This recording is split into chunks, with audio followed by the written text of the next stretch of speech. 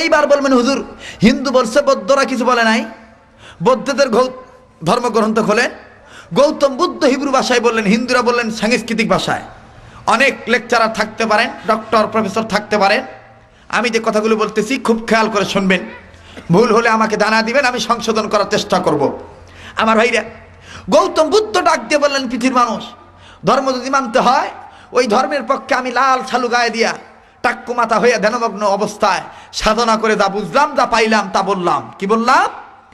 অজ্ঞ আনন্দ বিক্ষোভে আশিস বৎসম স্বয়ং কেশনাম আহমদ মোহাম্মদ বদ্ধ ভগবান বদ্ধং শরণং গচ্ছামি সংঘং শরণং গচ্ছামি ধম্মং শরণং গচ্ছামি ওং শান্তি ওং শান্তি।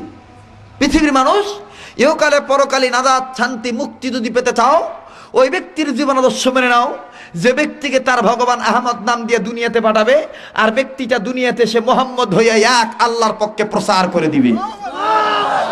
সুবহানাল্লাহ জোরে কোন। এইবার বলবেন হুজুর হিন্দু বলল, বৌদ্ধ বলল, খ্রিস্টানরা কিছু বলে নাই। পদমং মক্কাতং হেরতং কুরতং গুহা। পৃথিবীর মানুষ, হেরা গুহার ভিতরে ধর্মের নিগুড় তত্ত্ব রহিয়াছে।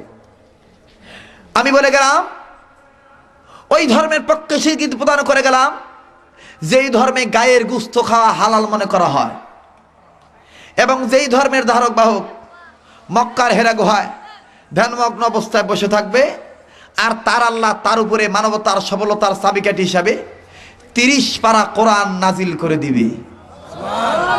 সুবহানাল্লাহ বলেন, আরো জোরে বলেন সুবহানাল্লাহ। আমার ভাইরা, আমার বন্ধুগণ, কেন আমি এই কথা বললাম? আমার বগুড়ার বাবাজিরা,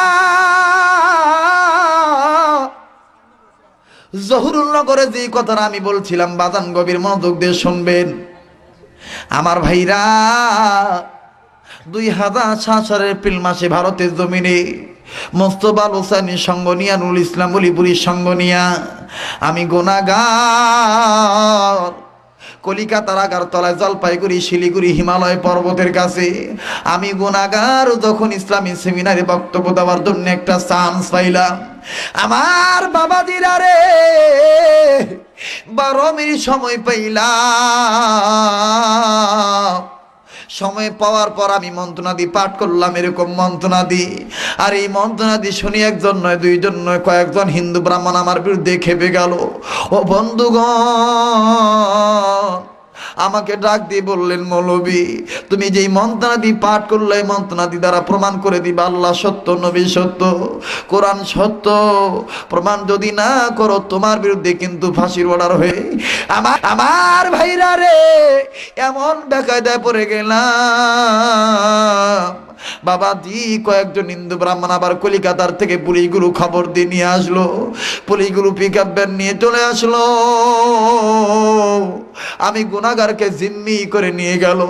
আমার ভাইরা রে, 1 দিন নয়, 2 দিন নয়, 3 দিন কারাগারে কারাভুক্ত অবস্থায় থাকা লাগলো। বাজান রে, অন্যায় আমার একটাই ছিল, ইসলামের পক্ষে কথা বলা। পানির পিপাসায় কলিজা শুকা যায়, কন্ট্রোলি শুকা যায়। আমি পানি পানি বলে চিৎকার করি, শয়তানগুলো পানি দেয় না। আমার ভাইরা, অনেকক্ষণ পর 1 গিলাস ঠান্ডা পানি নিয়ে আসে, জেলখানার সিটের মাঝখান দিয়ে ধরে পানিটা নেওয়ার জন্য হাত বাড়াইলাম। এই শয়তানগুলি আমার হাতে গ্লাসটা না ছেড়ে দিয়ে, আমার ভাইরা আমার হাতে গ্লাসটা না দিয়ে, এই শয়তানগুলি গ্লাসটা জমিনে ছেড়ে দিল। গ্লাসটা পাকা পিল্ডে ভরে ভেঙে যায়। পানি খাওয়া আমি গুনাহগারের নসিবে হয় না। আমার ভাইরা, এমন একটা বিপদ পত্র পত্রিকায় দেখে দিলেন, কলিকাতার আগারতলায় 2007 সালের শুরুর দিক দিয়া। আমার বন্ধুগণ, আমার ভাইরা, ওই যে ওলামায়ে কেরামকে হয়রানিমূলক শাস্তি দেওয়া হয়েছিল, আমার ভাইরা, আব্দুল খালেক নামে যেই ছেলের ফাঁসির হওয়ার কথা ছিল, সেই ছেলে আমি গুনাহগার আব্দুল খালেক শরীয়তপুরি। আমার দয়ার আল্লাহ, আমার দয়ার মাওলা কেমন করে সেই ময়দান থেকে বাঁচা আনলো। আমার ভাইরা, ক্ষুধা আর তন্ত্র সহ্য হয় না। অনেকক্ষণ পর একটা রুটি জেলখানার সিটের মাঝখান দিয়ে ভিকে মারে, এই রুটিটা ধুলাবালির মজমায় পড়ে যায়। রুটিটা আমি ধীরে ধীরে খায়ার মাওলার দরবারে বলি, মাওলা রে, তুমি কি আমাকে এই আযাব থেকে মুক্তি দিবা না আল্লাহ? আল্লাহ গো, তুমি কি আমাকে এখান থেকে মুক্ত করবা না?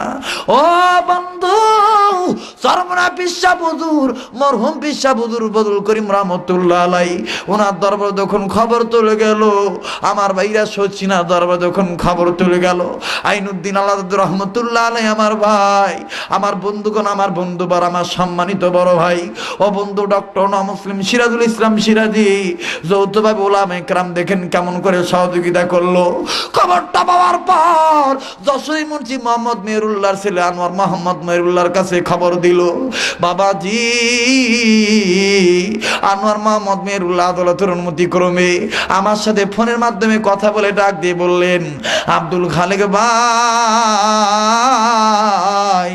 আপনাকে তো তাদের এই বিচারের কার্যালয়ে দাঁড় করাবে, তবে কার্যালয়ে দাঁড় করানোর আগে আমি আপনার কাছে শুনতে চাই, আপনি কোন মন্ত্রগুলো পড়ছেন, আপনি আমাকে একটু শোনায় দেন।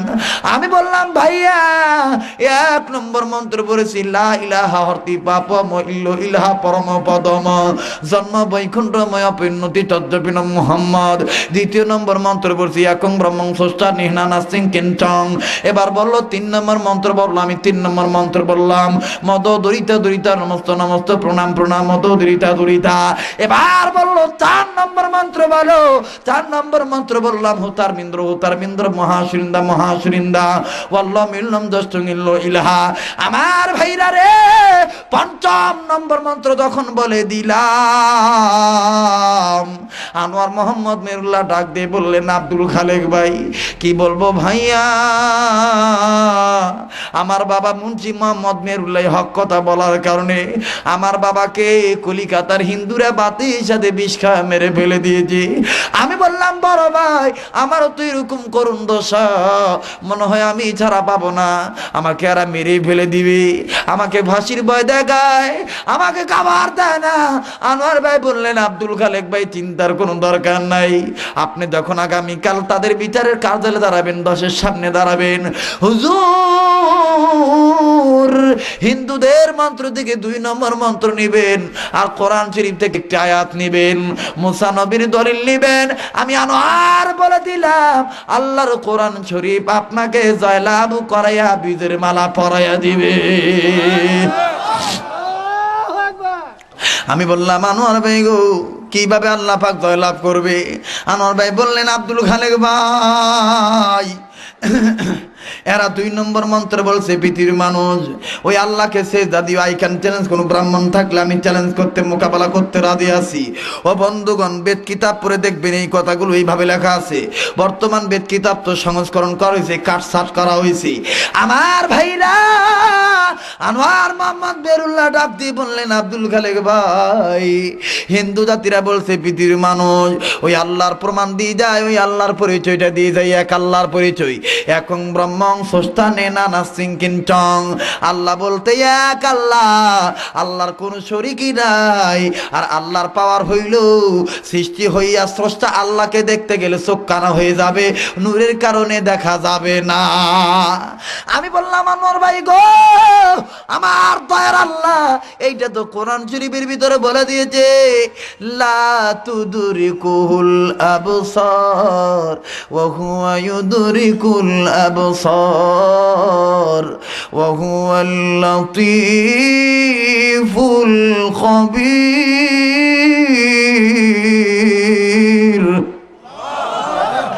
আমার ভাই বললেন, আব্দুল খালেক ভাই, এই আয়াতটা আপনি নিবেন, আর ওই 2 নম্বর মন্ত্র নিবেন, মুসা নবীর দলিল নিবেন, দেখবেন আপনি যা লাভ করবেন। এবার পরের দিন আদালতের কাঠগড়ায় দাঁড়াইলাম। 1952 সনে বেদ কিতাব আনা হলো। উকিল মহোদয় জিজ্ঞাসা করলেন, মৌলবি প্রমাণ করো। আমি বললাম, জনাব, বেদ কিতাব খোলেন। খোলা হলো। আমার মেয়েরা, আল্লাহর কি কারিশমা, একটা না 2টা না 21টা মন্ত্র জল জল করে উঠলো। 2 নম্বর মন্ত্র নিয়ে বললাম, জনাব, আপনাদের এই মন্ত্রের অর্থ হলো, আপনাদের ব্রাহ্মণরা সাংস্কৃতিক ভাষায় বলছে হচ্ছে পৃথিবীর মানুষ ওই আল্লাহকে সেজদা দিও যে আল্লাহ তাআলা এক, যে আল্লাহর কোনো শরীক নাই। আল্লাহর পার হইল দুনিয়ার চক্ষু দিয়ে আল্লাহকে দেখতে গেলে চোখ কানা হয়ে যাবে, দেখা যাবে না। আমি বললাম জনাব আপনারা বুকে হাত দিয়ে বলেন তো দেখি, আপনারা তো দুর্গাকে দেখে দেখে পূজা দেন, কালীকে দেখে দেখে পূজা দেন, লক্ষ্মীকে দেখে দেখে পূজা দেন, কোনদিন কি আপনাদের ভগবানকে দেখতে যে চোখ কানা হয়েছে? কয় না তো হুজুর, তা তো হয় নাই। আমি বললাম জনাব তাইলে এই দলিল আপনাদের আল্লাহর না? আল্লাহু আকবার। এই দলিল আপনাদের না, এই দলিল হলো মুসলমানদের দলিল। আনোয়ার মোহাম্মদ মেরুল্লাহ ডাক দিয়ে বললেন, আমার ভাইরা উকিল মহোদয় ডাক দিয়ে বললেন, আব্দুল খালেক হুজুর বলেন কেমন দলিল? আমি বললাম জনাব মুসা নবী আল্লাহকে বলছিল রব্বি আরিনি, মাওলা তোমার দেখতে চাই। আল্লাহ বলছিলেন তারানি, না রে মুসা না, তুই দেখতে পারবি না। মুসা নবী শোনে না। আমার ভাইরা আল্লাহ পাক মুসা নবীকে তুরবারে দাওয়াত দিলেন, তুরবারে চলে গেল। আমার ভাইরা মুসা নবী বেহুশ হয়ে পড়ে যায়, তুর পাহাড় দলে পড়ে সরকার হইয়া যায়। ও বন্ধু এইরকম তথ্য তখন দিয়ে দেই আমার ভাইরা। একজন ব্রাহ্মণ আমার ভাইরা লাঠিতে বার করে হাঁটে, উনি চোখ দিয়ে পানি ছেড়ে দিয়ে ডাক দিয়ে বললেন, আব্দুল খালেক হুজুর আর আপনি আমাদেরকে লজ্জা দিবেন না। কি বলবো দুঃখের কথা, আজও গেল না মনের ব্যথা। বাবা ছিল ব্রাহ্মণ, আমি হইছি ব্রাহ্মণ। হুজুর কি বলবো আপনার, ও আব্দুল খালেক হুজুর বাবাই ছোট্টবেলায় মন্ত্র আমাদের শোনায় শোনায় মুখস্থ করছে, আমরা শুনে শুনে মুখস্থ করছি। হুজুর কি বলবো, আজ আপনি যেভাবে নবীদের নাম বললেন, মুসা নবীর দলিল বললেন, হুজুর আমার বিশ্বাস হয়ে গেল আল্লাহ সত্য, নবী সত্য, কোরআন সত্য। আমার ভাইরা রে, এই ব্রাহ্মণ ডাক দিয়ে বললেন, হুজুর আমি আর দেরি করতে চাই না, আমি আর জাহান্নামে দলে থাকতে চাই না, আমি আর সুযোগ পাই কি পাই না আমি জানি না হুজুর। ও হুজুর আমার দলের লোকে কি বলে বলুক, আমি আর দেরি করব না, এক্ষুনি আমারে তওবা পড়াইয়া কালেমা তুইবা পড়াইয়া মুসলমান বানায়া দে। আমার ভাইরা, আমার বন্ধুগণ, এই তথ্যগুলি যখন আমি দিয়ে দিলাম, সারা বাংলার জমিনে নয় এশিয়া মহাদেশের ইন্টারনেটে আমার এই ওয়াজগুলো চালু করা আছে। এই তথ্যগুলো আমি যখন দিয়ে দিলাম বাবাজি, বিশেষ করে এই ওয়াজটা যখন আমি করে দিলাম, আমার ভাইরা একজন নয় দুইজন নয়, ও বন্ধুগণ ওলামায়ে কেরামের সম্মতিক্রমে চরমনায়ের খলিফা মুস্তাফা হোসেনের হাতে হাত রেখে আমার ভাইরা ৩৭ জন হিন্দু ব্রাহ্মণ সাধারণ মানুষ কালেমা তুইবা পড়ে মুসলমান হইয়া যায়। ও বন্ধু এই ওয়াজগুলো দেখে বাংলাদেশ পর্যন্ত সারা পৃথিবীর জমিনে আমার ভাইরা টোটাল হিসাব ৭৬ জন হিন্দু মানুষ কালেমা পড়ে মুসলমান হয়েছে। এ তো গত নভেম্বরের ১০ তারিখ, নভেম্বরের ২৬ তারিখ রাজশাহী গোদাগাড়ি কাকনাটে আমার প্রোগ্রাম ছিল।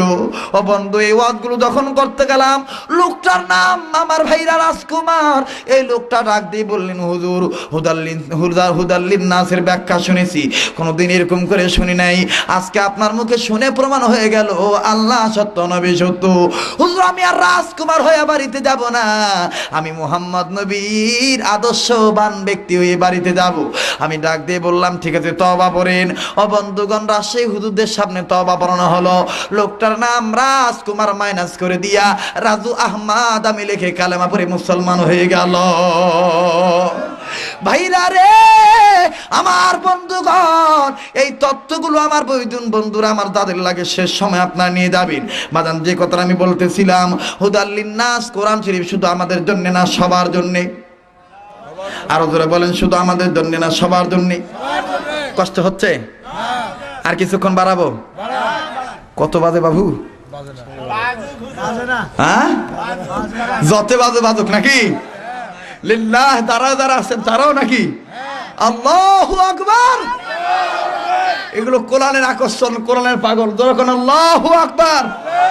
ভাইরা তোমরা যারা যারা আছো আমি তোমাদের জন্য দোয়া করব ইনশাআল্লাহুল আজিজ। মক্কাতুল মুকাররমা এবার পবিত্র রমজান মদিনা, পবিত্র রমজান মুবারকে মক্কাতুল মুকাররমায় মদিনা শরীফে চাপাই নবাবগঞ্জের লোকজনের সাহায্যে সহযোগিতায় 23 দিনের এক টানা প্রোগ্রাম বিভিন্ন মসজিদে, বিভিন্ন মার্কেটে, সৌদি আরবে। সুবহানাল্লাহ বলেন। তা আমি চিন্তা করলাম যে একসাথে উমরাও করে আসি, তাদেরকে বয়ানও শুনে আসি। সুবহানাল্লাহ বলেন। আমার ভাইরা, আমি আপনাদের জন্য দোয়া করব, একটু ধৈর্য ধরে। যে কথাটা বলতেছিলাম, কোরআনের দাম কম না বেশি ভাইজান? তাহলে কোরআন শরীফ শুধু আমাদের জন্য না, সবার জন্য? এ বাণী সকলের নয়, শুধু মুমিনের, যারাই চলবে মেনে ফল পাবে কোরআনের। যারা কার মারহাবা। এ বাণী সকলের নয়, শুধু মুমিনের, যারাই চলবে মেনে ফল পাবে কোরআনের। ঘরে বলো কি বা রাষ্ট্র বলো, ঘরে বলো কি বা রাষ্ট্র বলো, অশান্তি দূর করে শান্তি আনে। সমাধান সমাধান চাও যদি জীবনে মরণে, ফিরে যাও খুঁজে নাও চোখ রাখো কোরআনে। ফিরে যাও খুঁজে নাও চোখ রাখো, ফিরে যাও খুঁজে নাও চোখ রাখো। বলেন না, ফিরে যাও খুঁজে নাও চোখ রাখো, ফিরে যাও খুঁজে নাও চোখ রাখো। সবাই কিন্তু বলতেছে না, বলেন বলেন। ফিরে যাও খুঁজে নাও চোখ রাখো, ফিরে যাও খুঁজে নাও চোখ রাখো। তবে পাবে সুখ শান্তির ঠিকানা, তবে পাবে সুখ শান্তির ঠিকানা, যদি মেনে নাও তুমি মনে প্রাণে। সমাধান সমাধান চাও যদি জীবনে মরণে, ফিরে যাও খুঁজে নাও চোখ রাখো কোরআনে। ফিরে যাও খুঁজে নাও চোখ রাখো, ফিরে যাও খুঁজে নাও চোখ রাখো। এত চির অম্লান চির মুকুতির ডাক, এ যে মহাবাণী খোদারি কালামে পাক। মারহাবা বলে। এত চির অম্লান চির মুকুতির ডাক, এ যে মহাবাণী খোদারি কালামে পাক। এই দুনিয়া আর সেই দুনিয়া, এই দুনিয়া আর সেই দুনিয়া, মুক্তি পাবে তুমি দু জাহানে। সমাধান সমাধান চাও যদি জীবনে মরণে, ফিরে যাও খুঁজে নাও চোখ রাখো, ফিরে যাও খুঁজে নাও চোখ রাখো, ফিরে যাও খুঁজে নাও চোখ রাখো। মারহাবা বলেন। কোথায় চোখ রাখতে হবে? মুসলমানরা রাখে, আমরা রাখি? বর্তমান বাংলাদেশের সবাই কি রাখি নাকি ভাই? সবাই রাখি না, যার কারণে ইসলামের এই অধঃপতন। কথা বলেন ঠিক কিনা? কেমন রাখি না আমার ভাইরা? আল্লাহ বললেন কোরআন মানলে জান্নাতি, না মানলে জাহান্নামী। ইমাম হাসান হোসেনের কথাটা মনে আছে তো ভাই? জিবরাইল আমিন রেজাল্টটা করে দিবে, শুনে যাবেন না? আমি অবশ্যই বলে দেব। ঘটনাটা আমি আমার এই হাতে জমা রাখলাম, কিন্তু একটু শাখা প্রশাখা আমি বাড়তেছি। সেটা কেমন আমার ভাইরা? আল্লাহ বললেন কোরআন মানলে জান্নাতি, না মানলে জাহান্নামী। সেটা কেমন? আল্লাহ বললেন নারীরা তোমরা পর্দায় থাকো। আপনারা বলেন তো দেখি, কি বলেন? নামাজ যেমন ফরজ, রোজা যেমন ফরজ, পর্দাটা আসতে কইলেন কেন? আরো জোরে। ধনীদের জন্য হজ করা, যাকাত দেওয়া ফরজ। মুসলমানদের জন্য কোরআন পড়া, ইকরা বিসমি রাব্বিকাল্লাযী খালাক। আল্লাহু আকবার বলে। মুসলমানদের জন্য, প্রতিটি মুসলমানের জন্য কোরআন পড়া ফরজ। বুঝে পড়ুক আর না বুঝে পড়ুক, কোরআন পড়া ফরজ। এরপরে যদি বুঝে আইন মানা ফরজ, আর যদি না বুঝে বোঝা ফরজ। কথা বলেন ঠিক কিনা? যদি না জানে জানা ফরজ। আল্লাহু আকবার বলে আমার ভাইরা। কিন্তু দেখেন আল্লাহ পাক বলেন নারীরা পর্দার ভিতরে থাকো। নারীরা পর্দা থাকে? জোরে কর না কেন? থাকে রে ভাই। থাকে তো থাকে না। দেখবেন ওই যে কি আর বলি, বাপরে বাপ, আমার বাংলাদেশে যে কয়েকদিন আগে ভাই একটা দিবস গেল না রে ভাই? ওটা কি দিবস ভাই? বিশ্ব আন্তর্জাতিক লুচ্চা দিবস, ভালোবাসা দিবস। কথা বলেন ঠিক না বে ঠিক? ইরে বাপরে বাপ, রাজশাহী বিশ্ববিদ্যালয়ে গেছি ভাই দেখার জন্য। মগার কোলের উপরে মগি হইয়া রইছে। মগায় চীনা বাদাম খুইলা খুইলা দেয়, মগি কুট কুট কুট কুট করে খায়। আর মগায় কয় খাও সখী খাও। মগি আবার নিচের তেন খায় আর কয় I love you, very very love you. মগায় আবার কয় আই এম টু টু টু টু টু টু টু। ভাই গো, খুব মজার ব্যাপার, খারাপ লাগতেছে। ওরে বাপরে বাপ, আল্লাহ বলছেন নারীরা পর্দা থাকো। কিন্তু দেখেন, আমি তো মনে করি ভাই, বর্তমান আমার দেশে এই ইফটিজিং বৃদ্ধি হওয়ার 1 নম্বর কারণ হলো নারীদের বেপরদা। কথা বলেন, ধরে বলেন, ঠিক না বা ঠিক? বর্তমান এই আমার দেশে ইফটিজিং বৃদ্ধি হওয়ার 1 নম্বর কারণ হলো নারীদের অশ্লীলতা, বেপরদা, বেহায়াপনা, নির্লজ্জতা। কথা বলেন, ঠিক না বা ঠিক? বাপরে, আল্লাহ বলেন পর্দা থাকো, আর এই বেটিরা বর্তমান পর্দা থাকে না ভাই। বর্তমান এই বেটিরা দেখেন, দেখেন পর্দাত না থাকে, আরে বাপরে বাপ, এখন আর কি কই, ডিজিটাল আলট্রা মডার্ন যুগ। এই মেয়েরা দেখবেন বোরকাটা এখন পরে না ভাই। আগের যুগে দেখছি আমার মা বোনেরা খুব ঘন্টাটা লম্বা করে দিছে, কিন্তু বর্তমানে এখন এই বেটিরা ঘন্টাটা কেমন করে লম্বা দেয় জানেন? এই এই এই এইরকম দেয়। কথা বলেন, কথা বলেন, কথা বলেন, কথা বলে এইরকম দেয় ভাই। কি আর কই, আস্তাগফিরুল্লাহ, নাউযুবিল্লাহ। এই বেটি দেখবেন আমার ভাইরা আবার হাই হিল জুতা পরছে, জুতাটা আবার হাই হিল। যেই রোডে হাঁটে, রোডটার নাম আবার হাই রোড। এই বেটি আবার যখন হাই হিল জুতা পরে, তখন আবার যুবকগুলো আবার কয়, বাপরে, বেটি যখন পরছে হাই হিল জুতা আর রোডে হাঁটতেছে হাই রোডে, তাইলে আমি আবার কেন চুপ থাকি? তখন কয় হাই। কথা বলেন, কথা বলেন, কথা বলেন আমার ভাইরা। তো আমি যেই কথাটা বলতে চাচ্ছি সেটি হলো এই, বাদান রে, তার মানে আমার বাংলাদেশে বিশ্ববিদ্যালয় বর্তমান নজর করে দেখবেন, কি আর কই বাজান, বর্তমান বিশ্ববিদ্যালয় আর বিশ্ববিদ্যালয় নাই, কুকর্মের কারণে বেশ্যা বিদ্যালয় হয়ে গেছে। শিক্ষাঙ্গনে দিকে রে ভাই, দেখো না চোখ মেলিয়া, ছাত্ররা সব বই ছেড়ে আছে শুধু পীড়িত লইয়া।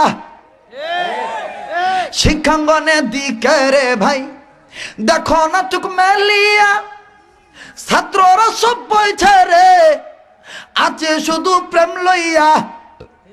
অস্ত্র তো সঙ্গের সাথী, অস্ত্র তো সঙ্গের সাথী, হইতে মাস্তান ওরা শিক্ষিত শয়তান, ওরা।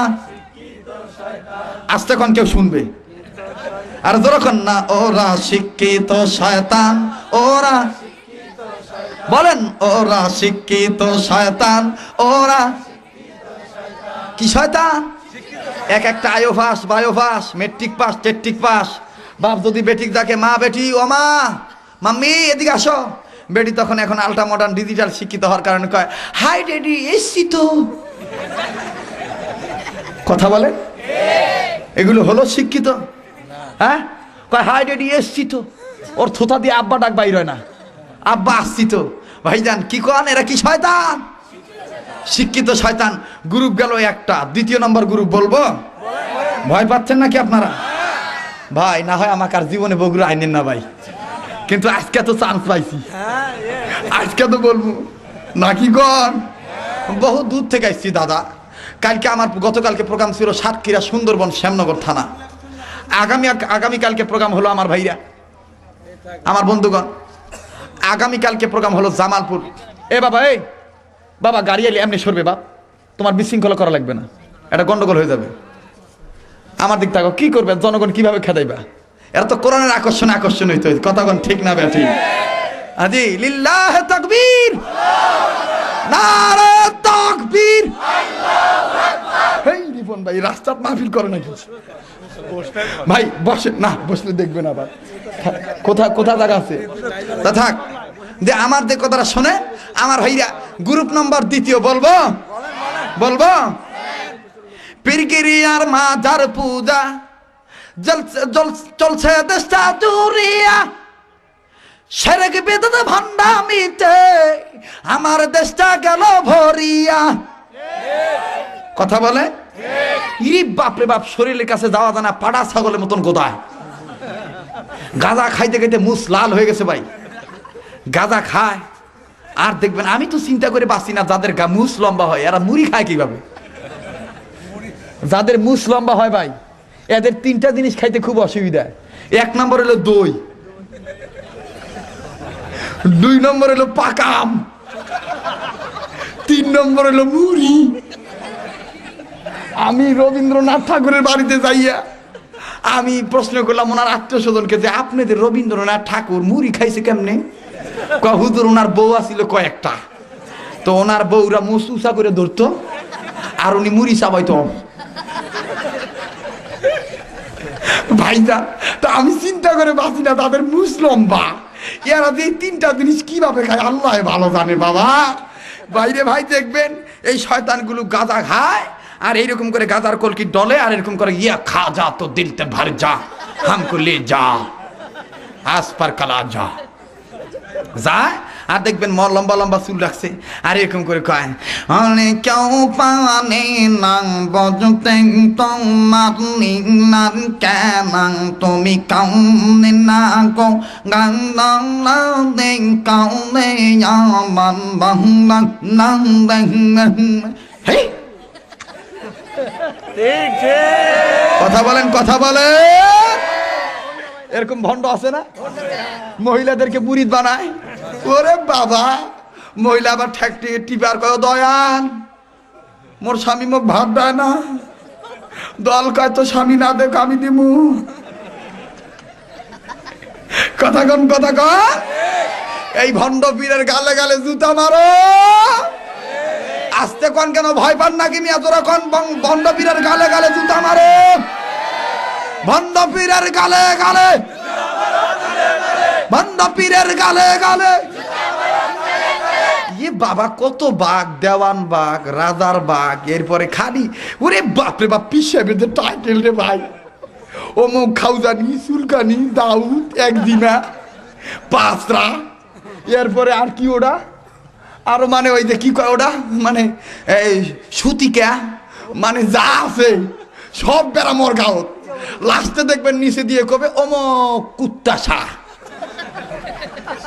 বেয়াদব কোথাকার। এই তুই কোথায় পাইছস রে এত এত এত টাইটেল? কথা বলে। বিশ্ব নবীর একটা পরিচয়, ইমামুল মুরসালিন খাতামুন নবীন রাহমাতুল্লিল আলামিন নবী মুহাম্মদুর রাসূলুল্লাহ সাল্লাল্লাহু আলাইহি সাল্লাম। কথা বলেন ঠিক কিনা? এই শয়তানগুলো বলেছে ইসলামী আন্দোলন করা হারাম, আমি বলেছি এদের কাছে মুরিদ হওয়া হারাম, এদের কাছে মুরিদ হলে এনজিও খাচ্চেলদের দালাল হওয়া লাগবে। কথা বলেন ঠিক না বানি? আমার দেশে কিছু পীর আছে, এদেরকে চালায় বাইরের রাষ্ট্ররা। কথা বলেন। এদের দেখবেন মাদ্রাসা, এদের দেখবেন অট্টালিকা, লক্ষ লক্ষ কোটি কোটি টাকা ব্যয় করে দিবে, কিন্তু বাদাম যারা ইসলামী আন্দোলন করবে তাদের পক্ষে আর কেউ দিবে না। কথা বলে। যার কারণে এরা বড় বড় ফতুয়া দেয়। এই শয়তানদের কাছ থেকে হুঁশিয়ার থাকবেন। গ্রুপ গেল কয়টা? জোর বলেন কয়টা? 3 নম্বর গ্রুপ বলবো। আমার ভাইরা যদি এই হক কথা বলতে না পারেন, ও হুজুর হায়রে কি আর কব ভাই, বর্তমান সমাজের এই ফেতনা। ভাই আপনি আওয়ামী লীগ করেন, বিএনপি করেন, জামাত করেন, এটা আপনার ব্যক্তিগত ব্যাপার, এটা আমার কোনো ব্যক্তিগত ব্যাপার না, কারণ রাজনৈতিক দল একজনের একটা থাকতেই পারে। কিন্তু আমি বলতেছি কোনটা, যে কোরআন হাদিস তো করা বাপদাদার কিতাব না ভাই। কথা বলে। কোরআনে যা আছে সেটা বলা মুমিনদের কর্তব্য, নাকি কন? আর যদি না বলেন তাহলে আপনি মুনাফিক। কি বলবো ভাই, দুঃখের কথা, বর্তমান কিছু আলেম সমাজও আছে ভাই কথা বলতে ভয় পায় ভাই। কথা কন। কয় বাবা বর্তমান আন্দোলনের কথা কওয়া যাবে না, কইলে আমার গ্রেপ্তার করবে, আর যদি আমি গ্রেপ্তার হই তাহলে আমার ছাওয়া খাবে কি, বেটি খাবে কি, বউ খাবে কি? আপনি কন্ত দেখে রিজিকের মালিককে? এই মৌলবীর পক্ষে ফতুয়া হয়ে যাবে। কি হবে আলেম হয়ে? বলেন বলেন, কি হবে আলেম হয়ে? কি হবে আলেম হয়ে ইমাম সাজা সমাজ যাতে পারো যদি সত্য কথা উচ্চস্বরে না বলিতে। কি হবে আলেম হয়ে ইমাম সাজা সমাজ যাতে পারো যদি সত্য কথা উচ্চস্বরে না বলিতে। চাকরি ভয় কর যদি ছেড়ে দাও আইনা গদি, চাকরি ভয় কর যদি ছেড়ে দাও আইনা গদি। কি হবে ধোকা দিয়ে আল্লাহকে? কি হবে ধোকা দিয়ে আল্লাহকে? বলেন না কি হবে ধোকা দিয়ে? সবাই সব মানুষ বলেন কি হবে ধোকা দিয়ে? কি হবে ধোকা দিয়ে? নিঃসন্দেহে গোয়েন্দা সংস্থার লোকজন এই কথাগুলো রিপোর্ট করতেছে। আপনাদের জন্য ভয় না পেয়ে জোরে জোরে বলেন কি হবে ধোকা দিয়ে আল্লাহকে? কি হবে ধোকা দিয়ে? কি হবে ছাত্র সাজে তমকায়া সনদ খানা যদি হা বিদ্যালয়টা প্রতি তাদের আড্ডাখানা। কি হবে ছাত্র সাজে তমকায়া সনদ খানা যদি হা বিদ্যালয়টা প্রতি তাদের আড্ডাখানা। এর চেয়ে মরা ভালো দেশ ছেড়ে যাওয়া ভালো, এর চেয়ে মরা ভালো দেশ ছেড়ে যাওয়া ভালো। কি হবে ধোকা দিয়ে কপালটাকে? কি হবে ধোকা দিয়ে বিবেকটাকে, কি হবে বেঁচে থেকে, কি হবে বেঁচে থেকে অযথা বিদ্যা শিখে যদি না গড়তে পারো শোষণবিহীন সমাজটাকে। বলেন না, যদি না গড়তে পারো শোষণবিহীন, কি হবে বেঁচে থেকে? বলেন, কি হবে বেঁচে থেকে, কি হবে বেঁচে থেকে, কি হবে বেঁচে থেকে? মারহাবা কয়। কি হবে নামাজ রোজা ইমানদারির বড়াই করে যদি ওই খোদার কালাম অকেজ হয়ে থাকে পড়ে। মসজিদের কোণে বসে যত করো কষে। আছেন একদল সমাজে ফেতনা বেড়ে গেছে, এই মৌলবি লম্বা একটা ভাগরি মাথা দিয়ে মসজিদের কোণাত বসে কয়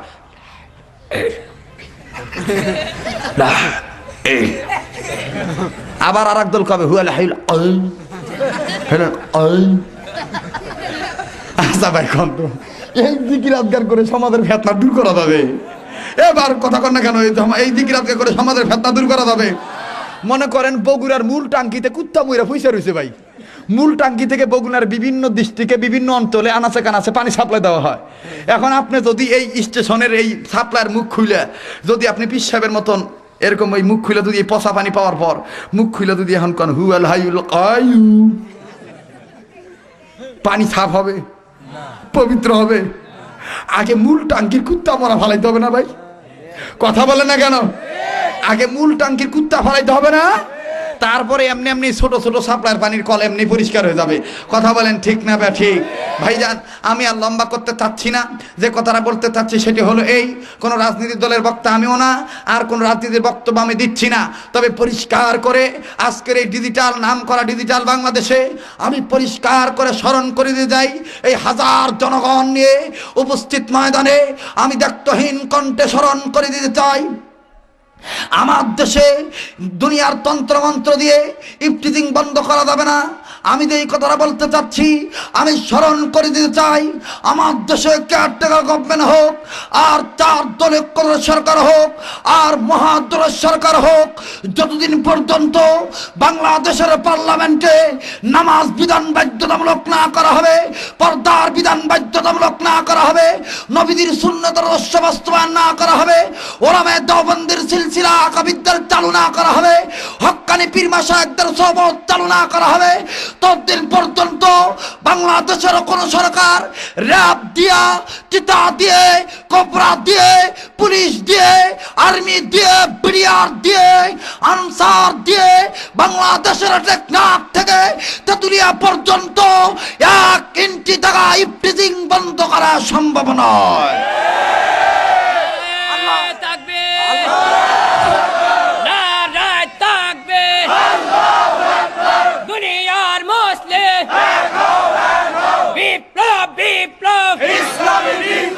আমার নেতা তোমার নেতা আল কোরআনের আলো সাথে জালো নারায়ে তাকবীর। মনে কষ্ট নিলেন? আমি কোন দলকে টার্গেট করে বললাম? সর্বদলীয় পক্ষে আমার এই আহ্বান, খোদাই তথ্য যদি না ক্যাম্প করা হয়, মানব রচিত মতবাদ দিয়ে কখনো মানুষকে মুক্তি দেওয়া যাবে না। সৃষ্টিকে মুক্তি দিতে হলে স্রষ্টার বিধান মানাতে হবে। কথা বলে আমার ভাইরা, আমার বন্ধুগণ, গভীর মনোযোগ দিয়ে শুনবে। শাহজালাল রহমতুল্লাহ আলাইহি সিলেটের জমিনে দেখলেন দাদা গো গোবিন্দ উৎপাত বাড়া দিল।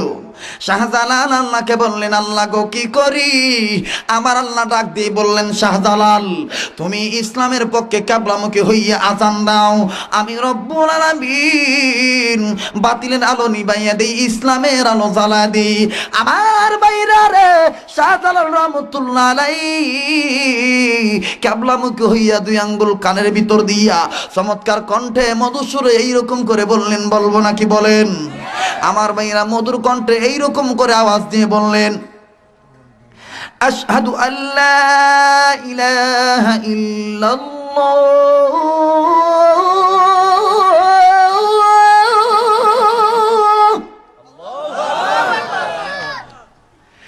আশহাদু আল্লা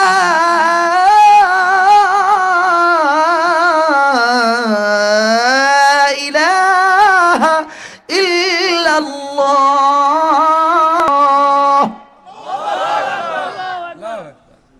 এরকম আজান হয় না ভাই?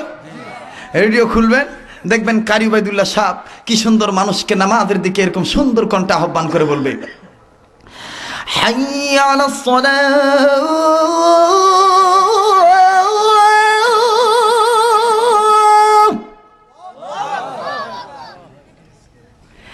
হাইয়া আলাস সালাহ।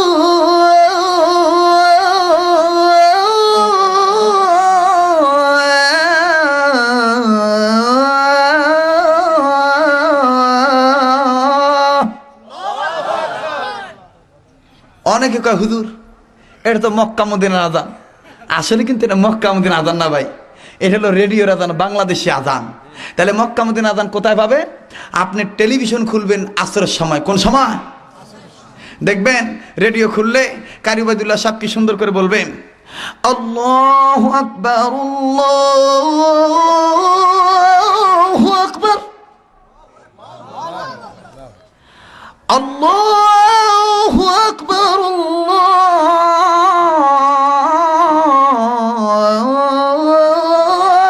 আল্লাহু আকবার।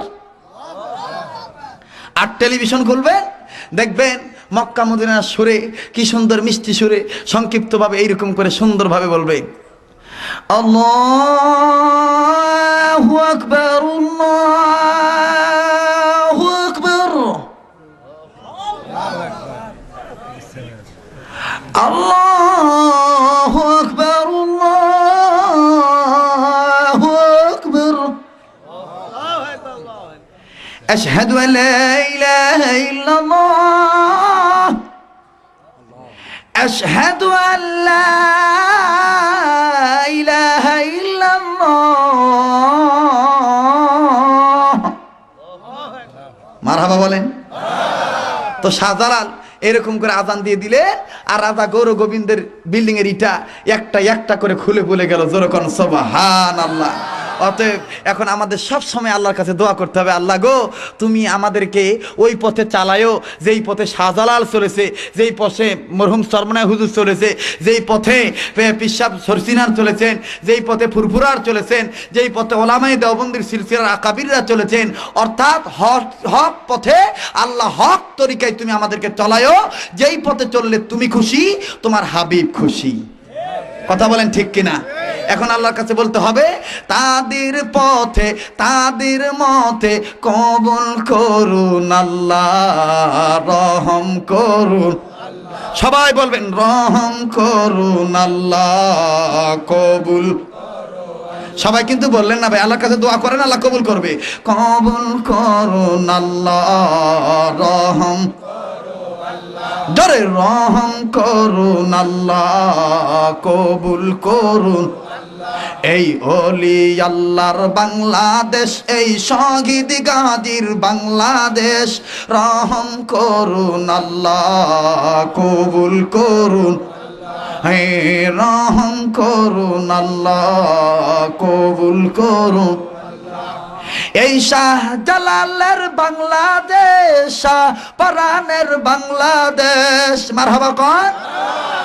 এই শাহজালালের বাংলাদেশ, শাহপরানের বাংলাদেশ, তাদের পথে তাদের মতে কবুল করুন আল্লাহ, রহম করুন।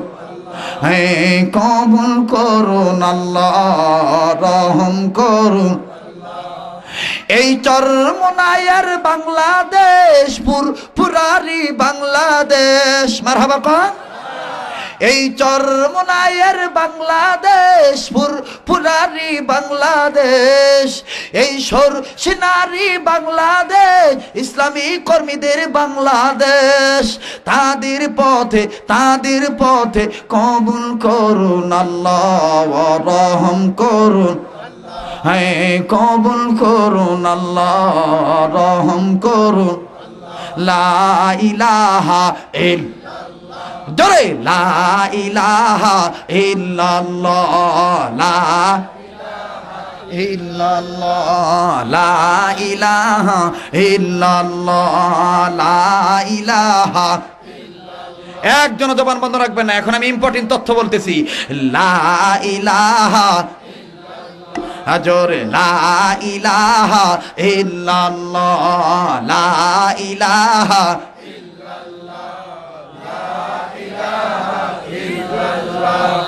লা ইলাহা সুবহানাল্লাহ ওয়ালহামদুলিল্লাহ, লা ইলাহা জোরে সুবহানাল্লাহ ওয়ালহামদুলিল্লাহ, লা ইলাহা ইল্লাল্লাহ, আরো জোরে সুবহানাল্লাহ ওয়ালহামদুলিল্লাহ,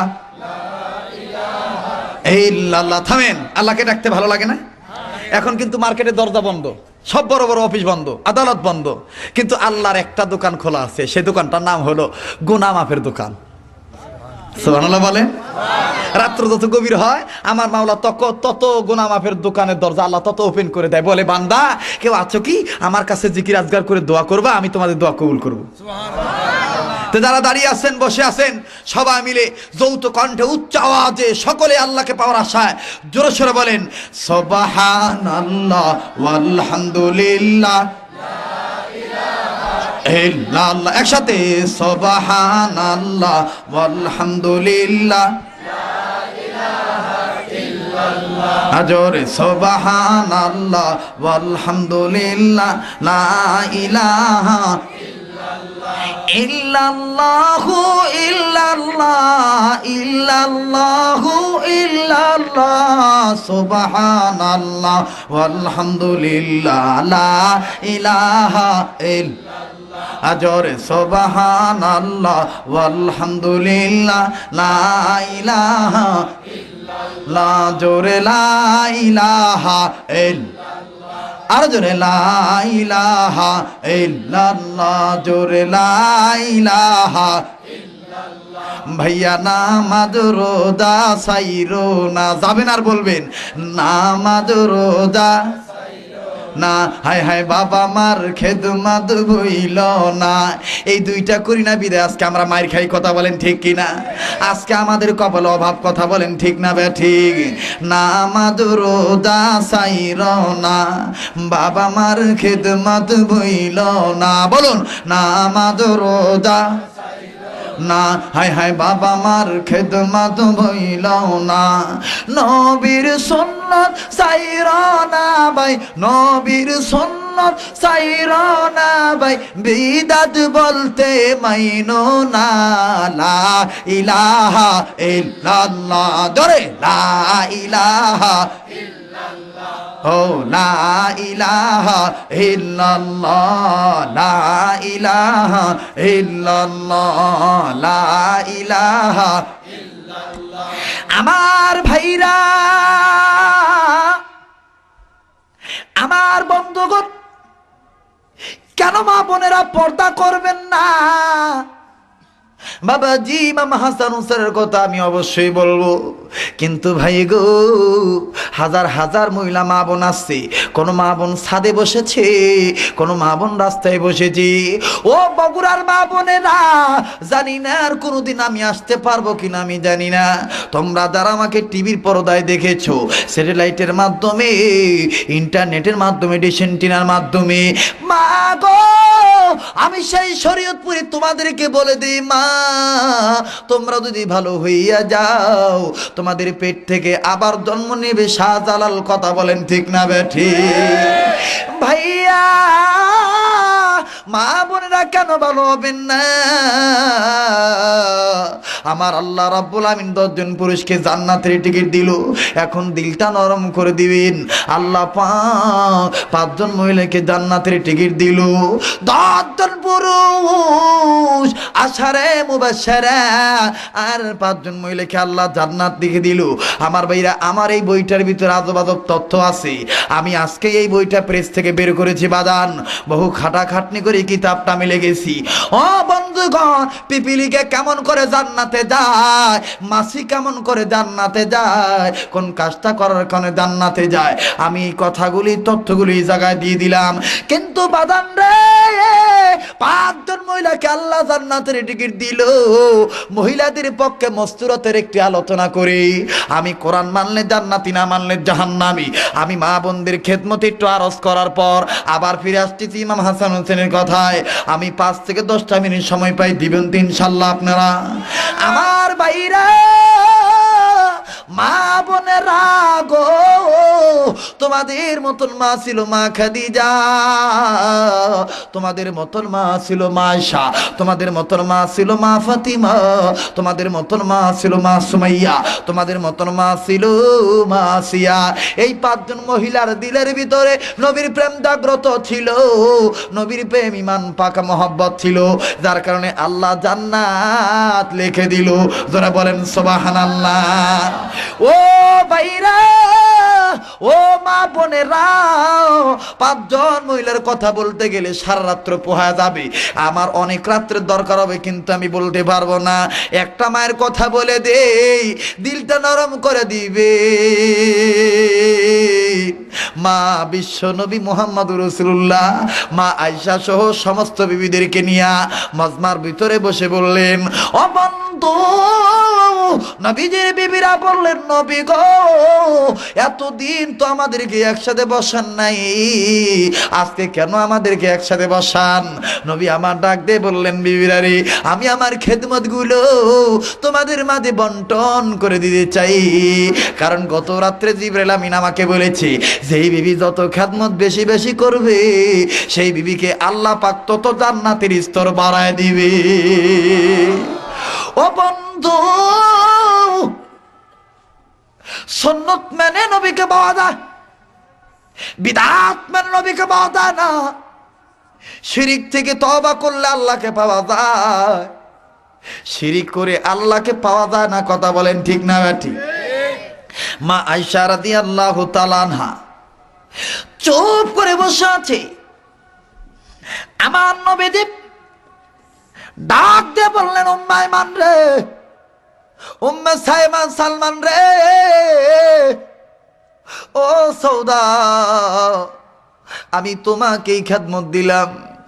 বাইরে আমার দিলটা নরম করে দিবেন। একটা ফোঁটা পানি যদি মাহে রবিউল আউয়াল মাসে আপনার পড়ে যায়, আপনি লিখে নিবেন আপনার গুনাহ মাপ, আপনি জান্নাতি।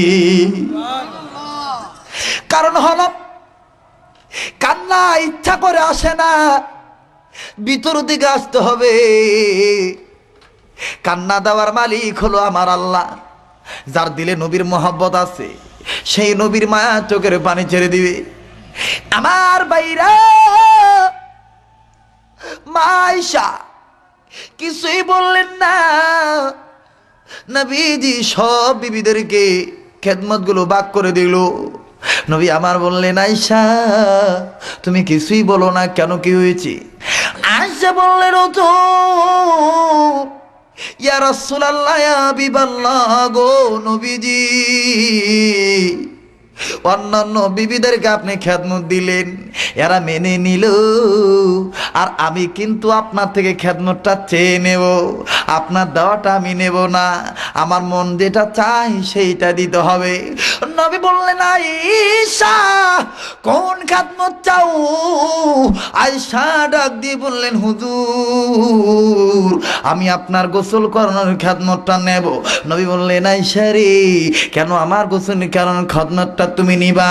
আয়েশা বললেন, হুজুর ইয়া রাসূলুল্লাহ, ইয়া হাবিবাল্লাহ, আপনি জানেন নি, আপনি একদিন গোসল করতেছিলেন, আমি আমার দরজার ফাঁক দিয়ে দেখতে পাইলাম, আমি আমার দরজার ফাঁক দিয়ে, জানালার ফাঁক দিয়ে দেখতে পাইলাম, হুজুর আমি দেখতে পাইলাম, আমি দেখেছি অন্যান্য মানুষ গোসল করলে অঙ্গ দৌত করা পানি মাটিতে পড়ে বেয়ে বেয়ে অন্যত্র চলে যায়, কিন্তু আপনি যখন গোসল করলেন আপনার অঙ্গ দৌত করা পানি কোনো জায়গায় বেয়ে বেয়ে গেল না।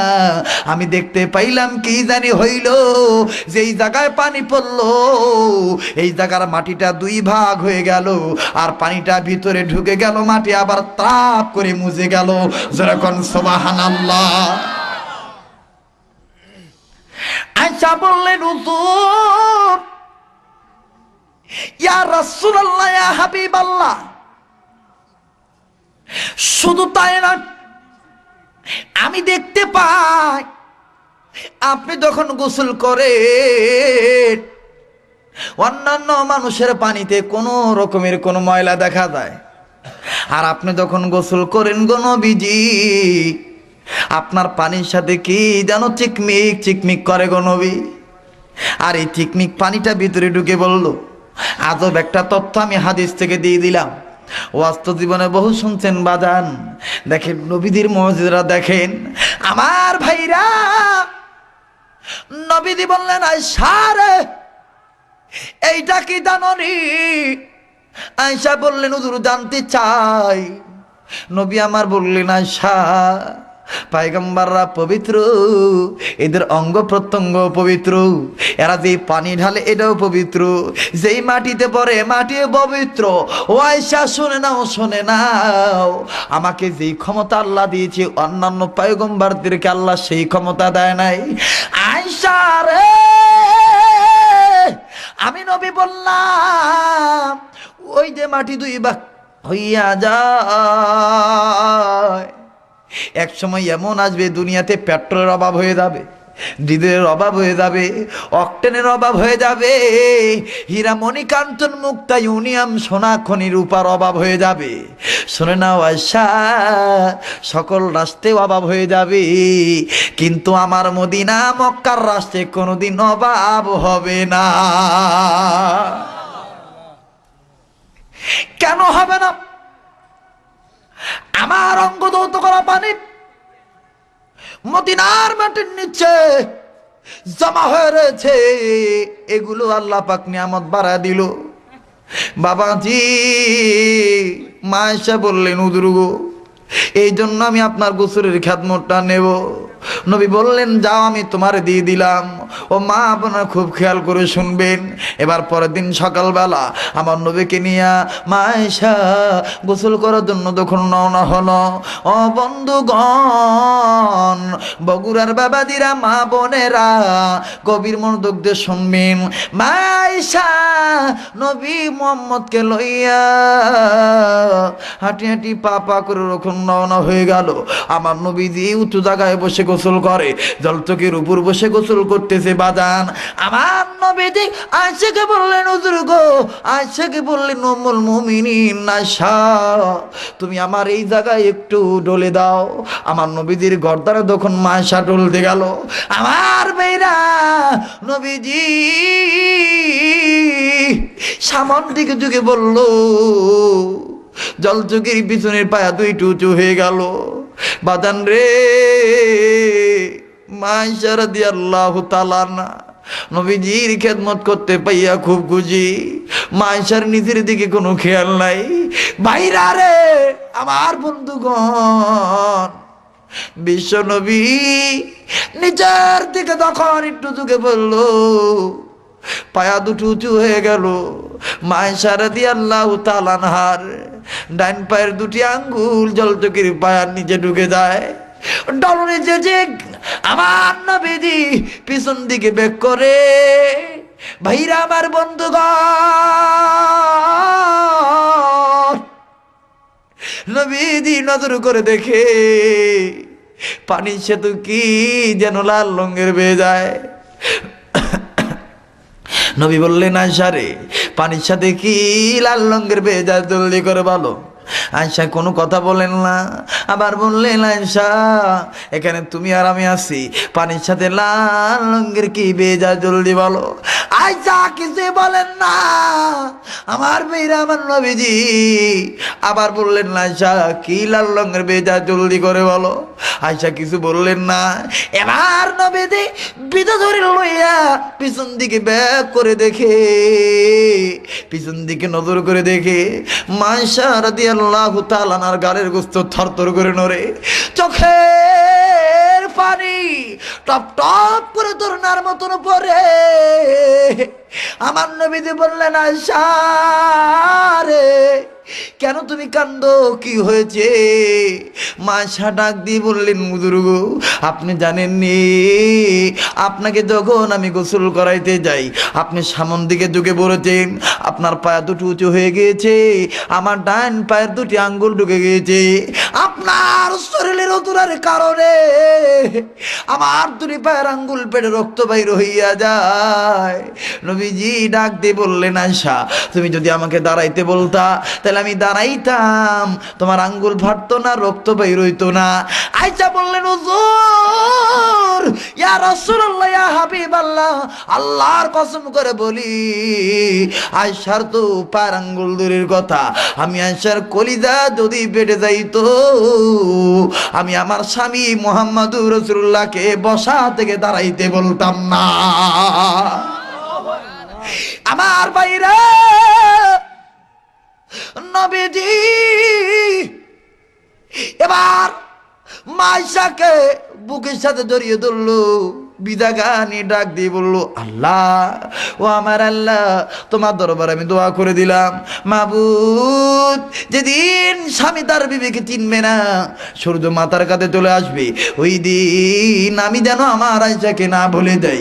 আল্লাহ পাক জিবরাইলকে বললেন, জিবরাইল নবীর প্রত্যেকটা বিবির দিলে নবীর মোহাব্বত আছে, যা জিবরাইল আমি যে নবীর নাম বুরহান রেখেছি, এই বুরহান অকাট্য দলিল, আর এই বুরহান অকাট্য দলিলকে ভালোবাসতে পারলে, আঁকড়া ধরতে পারলে আমি ওয়াদা দিয়েছি রহমতের কোলে তুলে নেব, জান্নাতে যাওয়ার সোজা রাস্তা দেখা দেব। যা জিবরাইল আয়েশার পক্ষে নবীকে জানিয়ে দাও, খাদিজার মতন আয়েশার কপালেও জান্নাতের টিকিট আমি আল্লাহ বরাদ্দ দিয়ে দিলাম। ও যুবক ভাইরা, কথায় কথা বেড়ে যায়, কেন নবীকে ভালোবাসবা না? নবীজির সিরাত কেন মানবেন না? ভাইরে, মায়েশা রাদিয়াল্লাহু তাআলা না নবীজির অঙ্গে তল মালিশ করতে গেল, নজর করে দেখে পিঠে কেমন জানি কালো কালো দাগ দেখা যায়। মায়েশা বললেন, হুজুর আপনার পিঠে কি কোনোদিন বসন্ত হইছে? নবীজি খালি কান্দে। আয়েশা বললেন, হুজুর আমি কি কষ্ট দিলাম, কেন কান্দে? নবী বললেন, আয়েশা রে, এই দাগের কথা জিজ্ঞাসা করলে আমার কলিজা মানে না রে আয়েশা। আয়েশা, যেদিন আমি তায়েফের জমিনে যাই, আবু জাহেলের কথা মোতাবেক দুই শ্রেণীর যুবক আমাকে বৃষ্টির মতন পাথর মারে। আয়েশা, একটা পাথর আমার চোখে লাগে, আর একটা পাথর আমার ঠোঁটে লাগে, আবার কোনো পাথর আমার কপালে লাগে রে আয়েশা। আমি এদেরকে বলেছিলাম, আর মারিস না, আরে তোরা কি জানিস না আমার মা নাই, আমার বাবা নাই। আয়েশা রে, তারপরে শুনে নাই, আমার এমন ভাবে মানলো, একবার না দুইবার না, তিনবার আমি বেহুশ পড়ে গেলাম। আমার ভাইরা, করুণ ইতিহাস তায়েফের জমিনের। হযরতে যায়েদ নজর করে দেখে নবীজি ঠোঁট ফুলে গেছে, মাথা বেয়ে রক্ত পড়ে। যায়েদ যাবি সব ছেলেদেরকে বললো, ছেলেরা রে, এই লোকটা তো তোমাদের কোনো ক্ষতি করে নাই, তোমরা কেন মারো? ছেলেগুলোর মা হলো, ছেলেগুলো চলে গেল, কিন্তু ভাইয়া যায়েদ চাবি নজর করে দেখে নবী নড়ে না, কোনো কথা বলে না। যায়েদ চাবি নবীদের পা ধরে ডাক দিয়ে বললেন, হুজুর উঠুন আমার হুজুর। নড়ে না, নড়ে না। যায়েদ চাবি ডাক দিয়ে বললেন, প্রভু গো, আমাদের নবীকে কি তুমি ঈসা নবীর মতন আসমানে তুলে নিলা? ভাইরা আমার, নবীজি জ্ঞান ফিরে আসলো। হযরত যায়েদ নজর করে দেখে নবীজি কোনো কিছু বলে না, একবার বললেন, রব্বি হাবলি উম্মতি। আল্লাহু আকবার। এ বগুড়ার যুবকা, কোন নেতার আদর্শ ছেড়ে দিয়ে শয়তানদের আদর্শ মানো? ও ছাত্রলীগের বাইরা, ছাত্র দলের বাইরা, শিবিরের বাইরা, সকল প্রকার রাজনীতি দলের ছাত্ররা, কেন তোমরা নেতাদের পিছনে মারামারি করো? নবীজির সুন্নতের পক্ষে আমল করো, আল্লাহ রাব্বুল আমিন কপাল খুলে দিবে। আমার নবীজি ডাক দিয়ে বললেন, জায়েদ রে, একটু পানি আমায় দাও। জানো না জায়েদ, তাইফের জমির পাথর আঘাত খাইতে খাইতে আমার কলিজা শুকায় গেছে রে জায়েদ। দেন সাহাবী ডাক দিয়ে বললেন, হুজুর, আবু জাহেল পানির মশকটা কেড়ে নিয়ে পানি ফেলে দিয়েছে। হুজুর পানি নাই, পানি কোথায় পাই গো হুজুর? তাইফের ঘরে ঘরে যাই, জায়েদ চলে গেল। তাইফের ঘরে ঘরে যাইয়া ডাক দিয়ে বললো, কেউ আসনি দিবানি, নবীর নামে একটু পানি দাও, মোহাম্মদ নামের বাড়ি যাই। কেউ দিল না। আবু জাহেল বলেছে, মোহাম্মদ পাগল, পাগল নামে পানি দিলে বদনাম হবে, মা বাবার দরবের মুখে চুনকালি মাখবে। সবাই দরজা লাগা দেয়, কেউ পানি দিল না। যায় চাবি জমিনে পড়েছে, মাথায় হাত দিয়ে বললেন, প্রভু রে, যে নবীর খাতিরে তামাম জাহান বানাইলা, যে নবীর খাতিরে আগুন পানি বানাইলা, এই নবীর পানি দেয় না, এরা কি পুরা কপাইলা কি খারাপ? হযরত জায়েদ সাহাবী ডুকরে ডুকরে কানতে কানতে নবীদের কাছে গেল। নবীজি উঠতে পারে না, খুব কষ্ট হয়। ডাক দিয়ে বললেন, জায়েদ পানি দাও। জায়েদ নাও বলে না, হাও বলে না। ডাক দিয়ে বললেন, হুজুর, তাইফের জমিনে কেউ পানি দিল না। আমার নবীজি বললেন, জায়েদ রে, আমার যদি আজকে মা থাকতো, বাবা থাকতো, এরা কি আমাকে পারতো পারি না দেওয়ার জন্য রে? আমাকে উঁচু করো। এবার নবীজিকে উঁচু করা হলো। খুব খেয়াল করে শুনবেন, দিলটা নরম করে শুনবেন।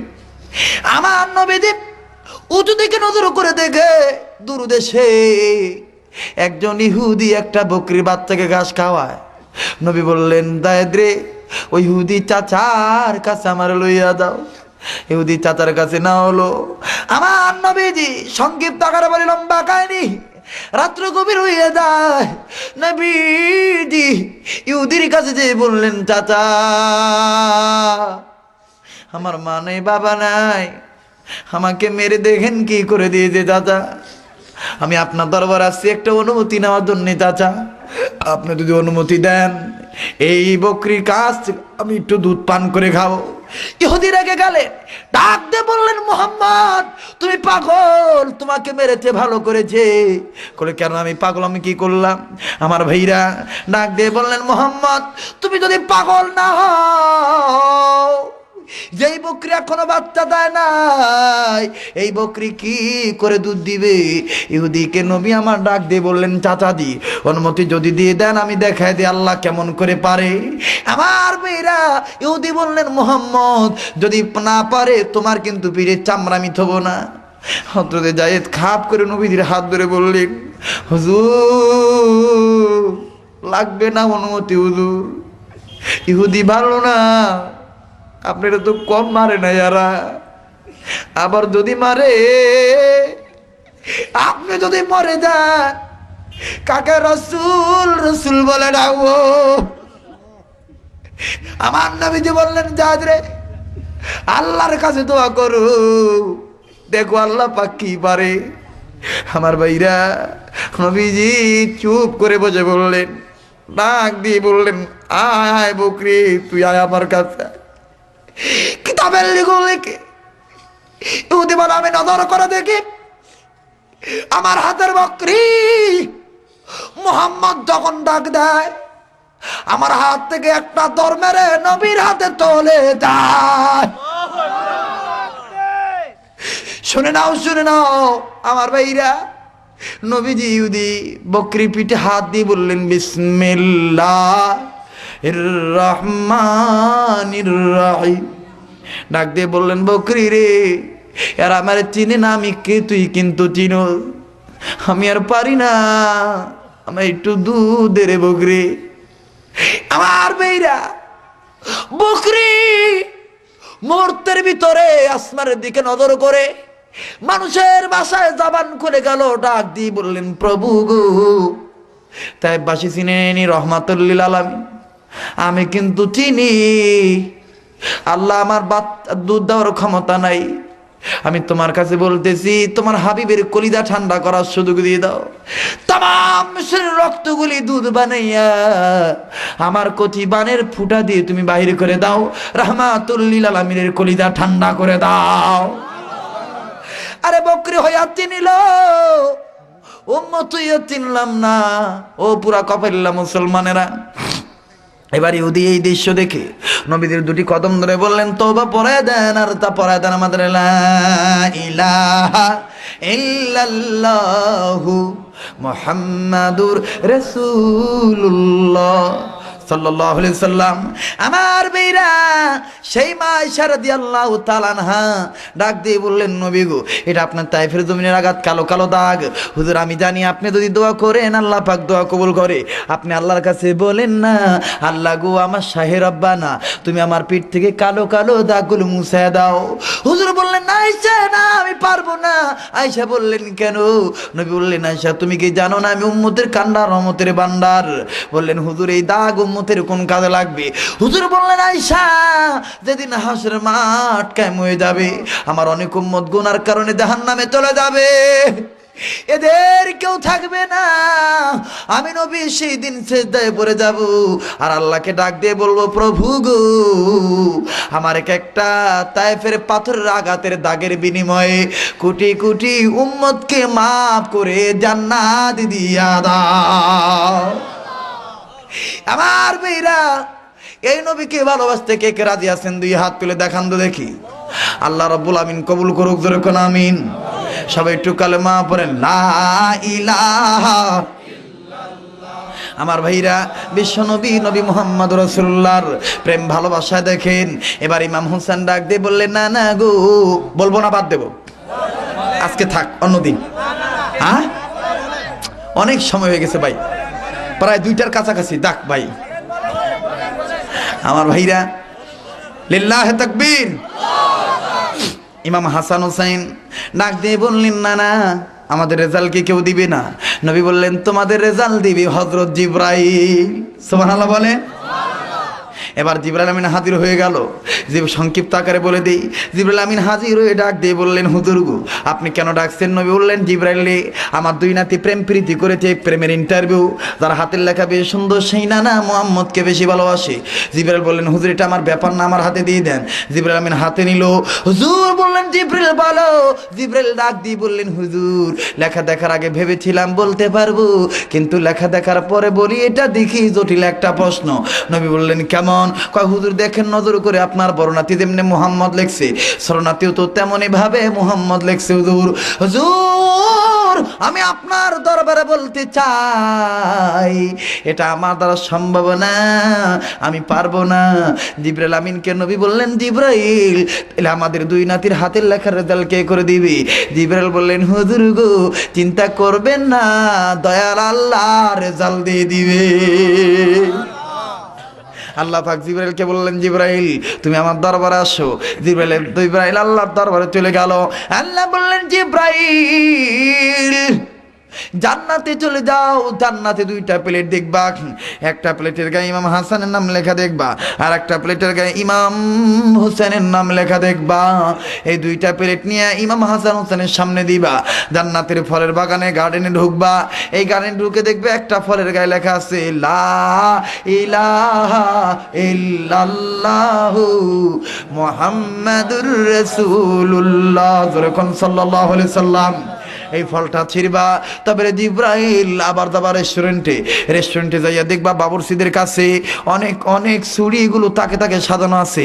একটা ছুরির গায়ে লেখা আছে, বুরহানুম মির রাব্বিকুম একটা ছুরির গায়ে লেখা আছে অকাট্য দলিল রবের পক্ষ থেকে। ওই ছুরিটা নিবা, ওই ছুরি হলো আমার নবীর ছুরি। এই ছুরি নেওয়ার পর এই ফলের উপর ধরবা। তবে রে জিব্রাইল, এই ছুরিকে তুমি চাপ দিবা না, ফলটা দুই ভাগ হয়ে যাবে। এক ভাগ পড়বে হাসানের প্লেটে, আর এক ভাগ পড়বে হুসাইনের প্লেটে। আমি ঘটনাটা শেষ করার আগে একটা ওয়াদা আমি নেব। এই হাজার হাজার মানুষ দাঁড়ায় আছেন, বসে আছেন, আমার সাথে শেষ আখরি মোনাজাত করে যাবেন তো আপনারা ইনশাল্লাহ? আমি এখন মোনাজাত করে দেব। যে যেখানে দাঁড়িয়ে আছেন, বসে আছেন, সবাই সুন্দর করে সুন্দরভাবে থাকবেন, নড়াচড়া করবেন না। আমার বিশ্বাস নবীর ডায়লগ শুনে চোখের পানি ছেড়ে দিয়েছে। আজকের মোনাজাত আল্লাহ ফেরত দিব না। কথা বলেন ঠিক না ঠিক? আমার ভাইরা, আল্লাহ রাব্বুল আমিন ডাক দিয়ে বললেন, আমার বন্ধুগণ গভীর মনোযোগ দিয়ে শুনবেন। বন্ধু, আল্লাহ বললেন জিব্রাইল, এই ছুরির উপর আঘাত করবা না। আমি আল্লাহ হুকুম দিয়ে দেব, ছুরিটা দুই ভাগ হয়ে যাবে। এক ভাগ পড়বে ইমাম হাসানের প্লেটে, আর এক ভাগ পড়বে ইমাম হোসেনের প্লেটে। আর জিব্রাইল, যার ভাগটা বড় হবে, তার হাতের লেখা বেশ সুন্দর হবে, সেই নানা মুহাম্মদকে বেশি ভালোবাসবে। আমার ভাইরা জিবরাইল আমিন নবীকে বললেন, নবী আমার আবার হাসান হোসেনকে বললেন। হোসেন বললেন, না না মানি না, মানবো না। নবী বললেন, কেন মানো না? কয়, না না, আপনি তো বলেছেন আমাদের দুই ভাইয়ের হাতের লেখা সুন্দর। এখন আপনি বলেন, যদি আমার ফলটা বড় হয় তাহলে তো ছোট ভাই বড় ভাই ঠকে যাবে, অথবা বড় ভাইটা যদি বড় হয় আমি তো ঠকে যাব। মানি না, মানবো না। আল্লাহ বললেন, নবী গো, আপনার দুই থেকে চোখ বন্ধ করতে বলেন, আমি আল্লাহ সুন্দর রেজাল্ট করে দেই। ও বন্ধু, আল্লাহ রাব্বুল আমিন এবার যখন দুই নাতি চক্ষু বন্ধ করে দিল, আল্লাহ পাক সুন্দর করে বলে দিলেন, আমি এখন বিচার করে দিলাম, কারণ ইমাম হাসান হোসেন কোরআন মেনে জান্নাতে হইছি। ফামানি তাদা ফালিনাফসি, এরা কোরআন মেনেছে, এদের কপালে আমি আল্লাহ হেদায়েত লিখে দিয়েছি। এ জিব্রাইল, এখন চোখ খুলতে বলো। চোখ খোলা হলো বাজানে আমার। এখন চোখ খুলে দেখে রে, ইমাম হোসেন ডাক দিয়ে বললেন, না না গো, দেখছেন নি নানা, আল্লাহ বলেছে একজনেরটা বড় হবে, একজনেরটা ছোট হবে, কিন্তু নানা গো, দেখেন আমারটা যত বড়, আমার বড় ভাইটাও তত বড়। তার মানে কি, বিচার কি? আমার ভাইরা, আল্লাহ পাক ডাক দিয়ে বললেন, নবী গো, ইমাম হাসান ও কারবালার ময়দানে চক্রান্ত করে তাকে হত্যা করা হবে। হোসেনও হত্যা হয়ে যাবে, হোসেনকে মেরে ফেলে দিবে, একজনকে বিষ খাওয়াবে, আর একজনকে গলা কাটাবে। আমি ওয়াদা দিলাম, কারবালার ওয়াজ তো আপনার জীবন ভরা বহু ওলামায়ে কেরামের মুখে শুনছেন। আল্লাহ যদি কোনোদিন মুহররম মাসে আমাকে বগুড়াতে আনে, আমি কারবালার নতুনত্ব তথ্য আপনাদেরকে শোনা দেব। আমার ভাইরা, আল্লাহ রাব্বুল আমিন আমাদের তৌফিক দান করুক, জোরে কোন আমিন।